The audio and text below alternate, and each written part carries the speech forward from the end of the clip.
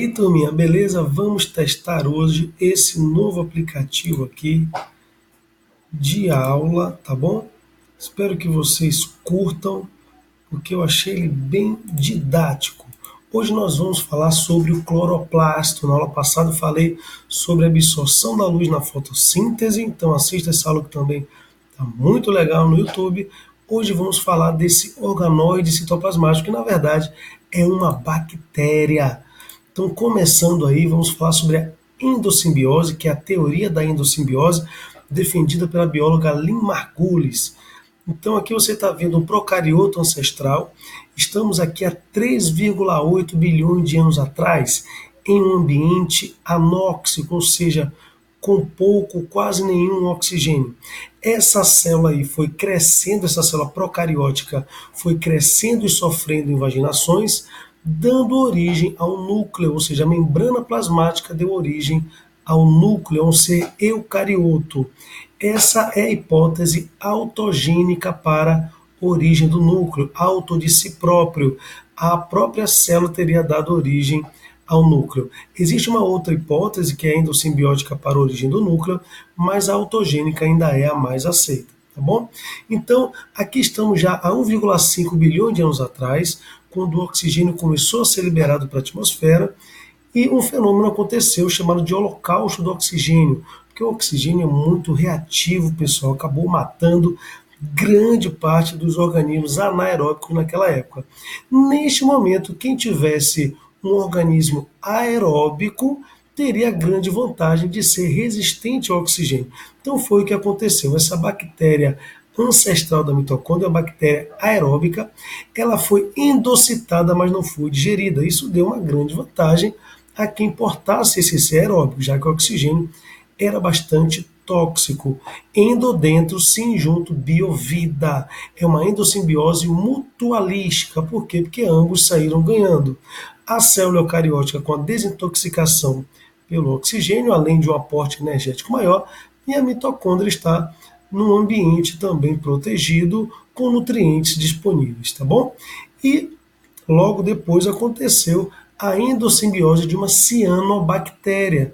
Essa cianobactéria ancestral, ela é fotossintetizante, em um momento de crise energética, porque o alimento estava acabando, então fazer o seu próprio alimento conferiria uma grande vantagem adaptativa. Então aqui ocorreu a endossimbiose dessa cianobactéria ancestral, conferindo agora a capacidade de produzir o seu próprio alimento. Na linhagem aqui de baixo deu origem aos eucariotos, como por exemplo protozoários e os animais, e aqui em cima aos eucariotos autotrófico, como as algas e as plantas. Tá bom, galera? Vamos seguindo aqui a aula. Eu estou trazendo esse exemplo aqui que é do Fiesteria piscicida. É um protozoário que ataca o tegumento dos peixes.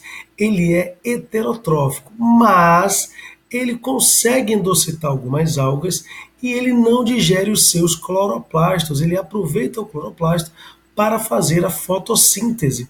E aí ele se aproveita dos carboidratos feitos por essas algas que ele acaba digerindo. Ele digere a alga, mas aproveita os cloroplastos. É um exemplo de endossimbiose atual, o que mostra que essa teoria é bastante plausível, né? É bem provável de ter acontecido desta forma no passado.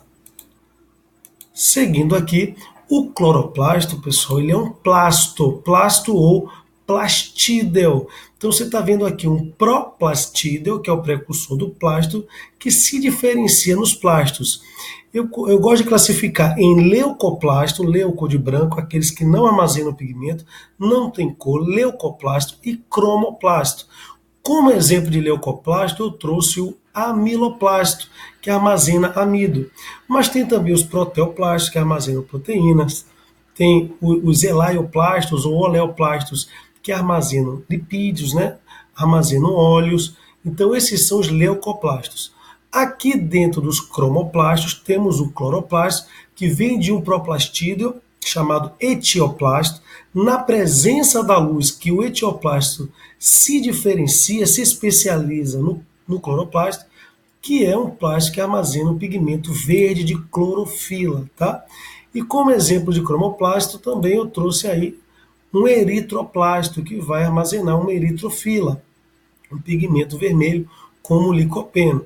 Tem também xantoplasto, que vai armazenar pigmento amarelado, como os carotenoides. Então, cromoplasto com pigmento, leucoplasto sem pigmento. Vamos agora aprofundar essa aprendizagem das estruturas. Então, o cloroplasto tem uma ou duas membranas, galera? Duas membranas. Aqui está do lado de fora a membrana externa, do lado de dentro a membrana interna. Entre uma membrana e outra, o espaço intermembranas, o espaço intermembranar. Tudo isso está mergulhado no estroma, é como se fosse o citoplasma do cloroplasto, onde ocorre a etapa química, a fase de assimilação do carbono.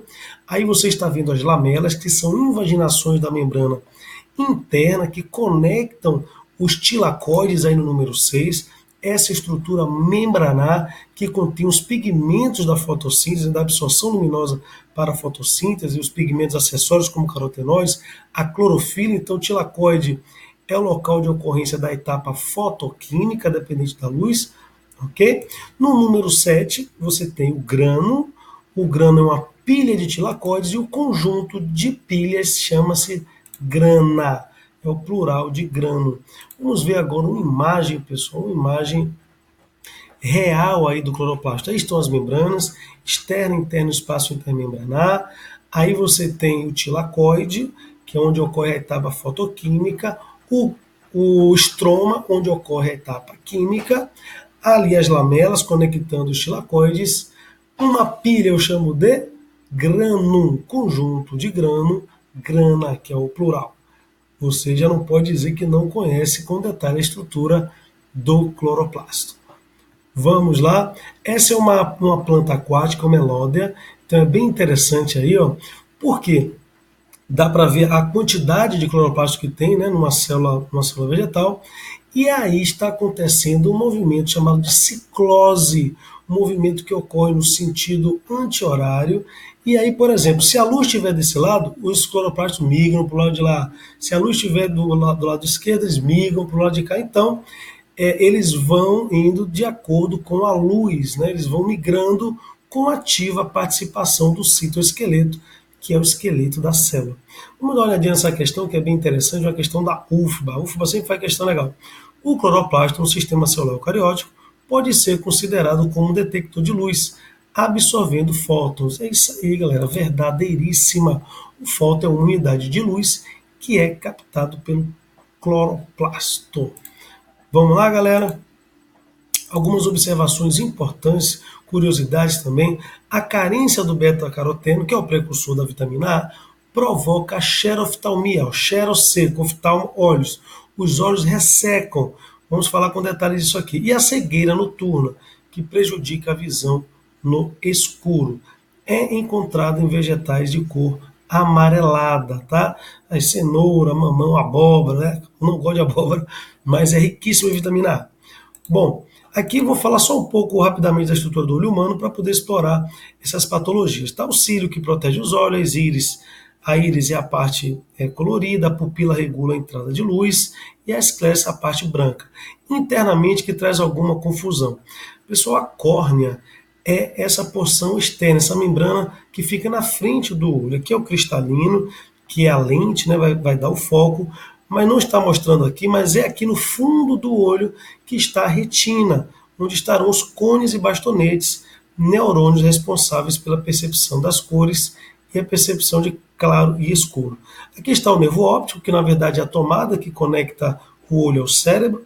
Quem enxerga é o cérebro, e aqui os músculos que permitem, ó, o movimento dos olhos. Passei, galera. Então, olha aí, ó, a xeroftalmia, algumas imagens só para você ver como é que funciona. O olho vai ressecando, aparece ali um canal chamado canal de Pitot. Veja que o aspecto aqui já está bem ressecado, bem coriáceo. Aí já uma inflamação.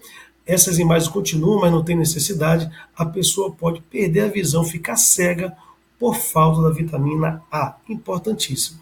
Fica armazenada no fígado. E a cegueira noturna estão os cones e bastonetes.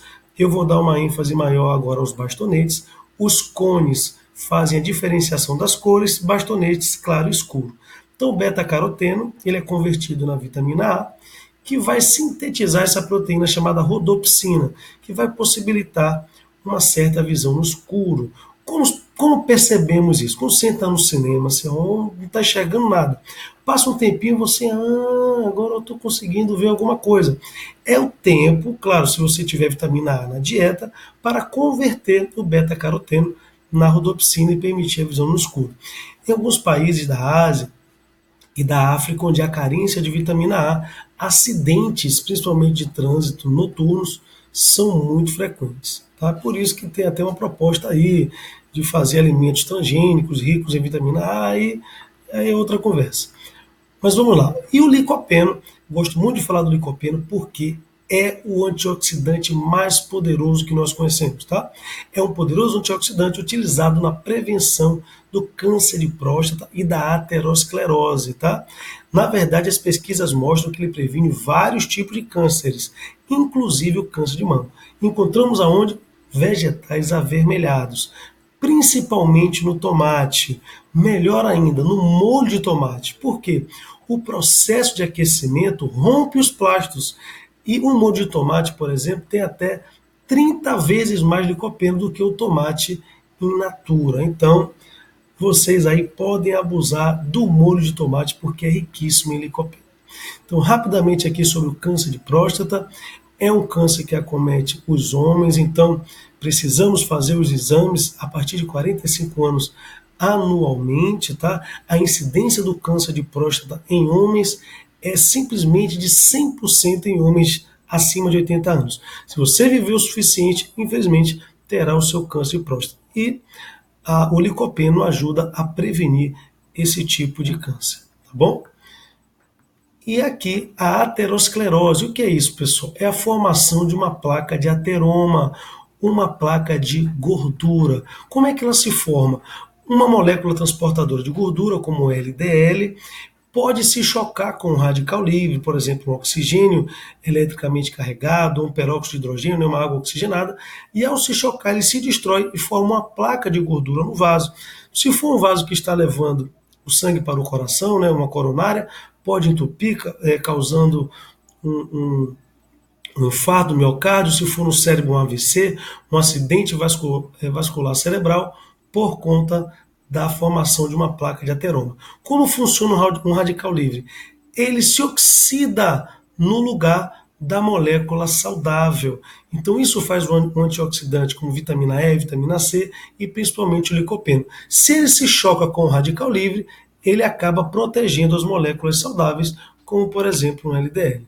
Então é isso aí, galera. Espero que vocês tenham gostado. Por hoje é só. Esse é um novo modelinho de aula que eu espero que traga bastante frutos, principalmente na hora de resolvermos questões aqui na internet. Muito obrigado pela sua atenção. Se inscreva no canal. Um grande abraço e valeu!